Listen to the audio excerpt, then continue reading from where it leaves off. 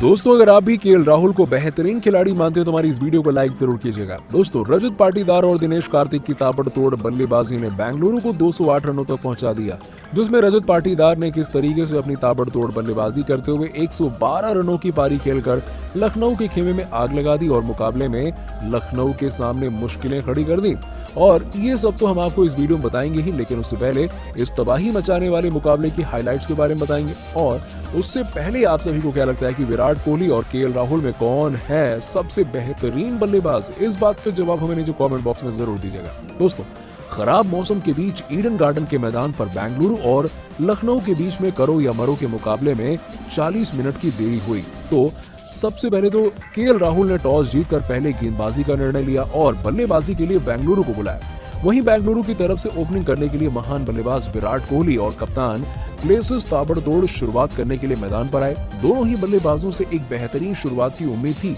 और दूसरी तरफ से कप्तान केएल राहुल ने अपना पहला ओवर सबसे भरोसेमंद युवा गेंदबाज मोहसिन खान को दे दिया और उनसे विकेट निकालने की और सामने वाली टीम की नींद को तोड़ने की उम्मीद करी और कप्तान के भरोसे को एक बार फिर से जीतने का कार्य मोहसिन खान ने किया और ओवर की 5वीं गेंद पर कप्तान प्लेसिस को बिना खाता खोले पवेलियन का रास्ता दिखा दिया और कप्तान Plessis wicket keeper Quinton de Kock के हाथों कैच आउट हो गए। और इसके बाद बल्लेबाजी करने के लिए रजत पाटीदार आए और टीम के लिए बड़ी पारी खेलने के उद्देश्य से आए। और इसके बाद पहले विकेट की तरफ से दोनों ही खिलाड़ियों ने पीछे मुड़कर नहीं देखा और रजत पाटीदार ने अपनी ताबड़तोड़ बल्लेबाजी से लखनऊ के गेंदबाजों को हिला कर रख दिया, जिसमें 5वें ओवर में आवेश खान को लगातार 2 चौके जड़े तो 6वें ओवर में कुणाल पांड्या की अच्छी तरीके से रिमांड ले ली और 4 गेंदों में 1 छक्के लगाकर और 3 चौकों की मदद से 20 रन बटोरे और पावर प्ले में बेंगलुरु को 52 रन तक पहुंचा दिया। जी हाँ,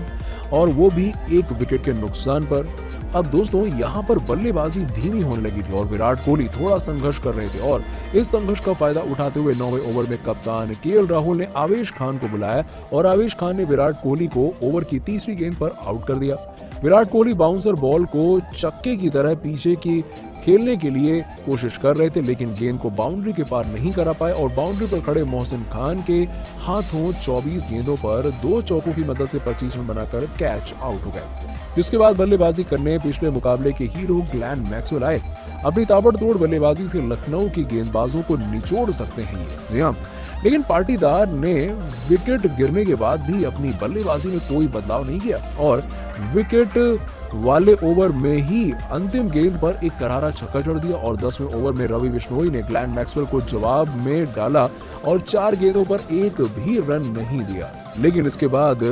तीर की तरह सीधा शॉट मारते हुए सीधा छक्का जड़ दिया और 11वें ओवर में दूसरी तरफ से पाटीदार ने शानदार बल्लेबाजी करते हुए 28 गेंद पर अपना अर्धशतक पूरा किया। तो वहीं अगली गेंद पर ग्लेन मैक्सवेल कुणाल पांड्या की गेंद पर लुइस के हाथों कैच आउट हो गए और मैक्सवेल 10 गेंदों पर 1 छक्के की मदद से 9 रन बनाकर आउट हो गए। इसके बाद बल्लेबाजी करने महिपाल लोमरर आए। जी हाँ,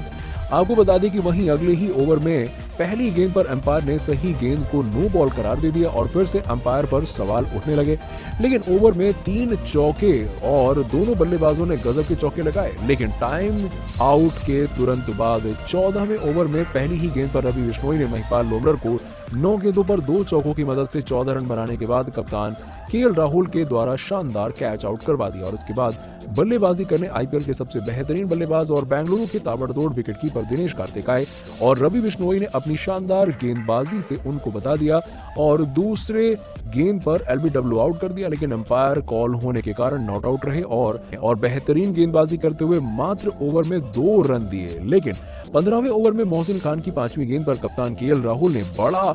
विकेट दिनेश कार्तिक का 2 रन के निजी स्कोर पर छोड़ दिया। जी हाँ, और 15वें ओवर में बेंगलुरु की टीम ने 123 रन 4 विकेट के नुकसान पर बना दिए थे, लेकिन 16वें ओवर में पाटीदार ने दूसरी गेंद पर छक्का तो तीसरी गेंद पर चौका लगा दिया और तीसरी गेंद पर इनका कैच छूट गया। तो वहीं जले पर नमक छिड़कने का कार्य पाटीदार ने किया और अगली गेंद पर एक और छक्का जड़ दिया और इस ओवर में और भी ज्यादा खतरनाक बल्लेबाजी करते हुए 1 चौके और 1 छक्के के साथ समाप्ति करी और ओवर में कुल 2 छक्के और 3 चौकों की मदद से 27 रन बटोरे और रवि बिश्नोई को अपनी आंधी में उड़ा दिया और दोनों बल्लेबाजों का कैच छोड़ना लखनऊ को भारी पड़ा और 17वें ओवर में दिनेश कार्तिक ने आवेश खान को लगातार 3 चौके लगाए और 24 गेंदों पर अर्धशतकीय साझेदारी दोनों ने मिलकर बना डाली।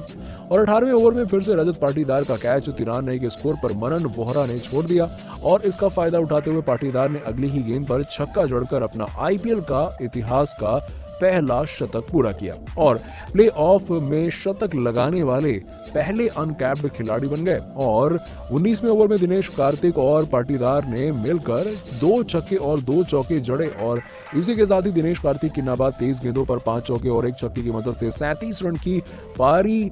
तो पाटीदार के 54 गेंदों पर 12 चौके और 7 छक्कों की मदद से 112 रन की नाबाद पारी। और इसी के कारण आपको बता दें कि बेंगलुरु की टीम 207 रन 4 विकेट के नुकसान पे बना पाई और लखनऊ की टीम जब बल्लेबाजी करने उतरी तो ताबड़तोड़ बल्लेबाज क्विंटन डिकॉक और कप्तान केएल राहुल आए और पहले ही ओवर में मोहम्मद सिराज को क्विंटन डिकॉक ने छक्का जड़ा और अगली गेंद पर क्विंटन डिकॉक को 6 रन बनाकर कप्तान प्लेसिस के हाथों कैच आउट करा दिया। और बल्लेबाजी करने मनन बोहरा आए और ठीक ठाक बल्लेबाजी कर ही रहे थे, परंतु 5वें ओवर में 11 गेंदों पर 1 चौका और 2 छक्के की मदद से 19 रन बनाकर जोश हेजलवुड की गेंद पर शहबाज अहमद के हाथों कैच आउट हो गए। जिसके बाद बल्लेबाजी करने दीपक हुड्डा आए और पावर प्ले के अंतिम ओवर में कप्तान केएल राहुल ने 2 छक्के और 1 चौके की मदद से 17 रन बनाए और 8 ओवर में लखनऊ ने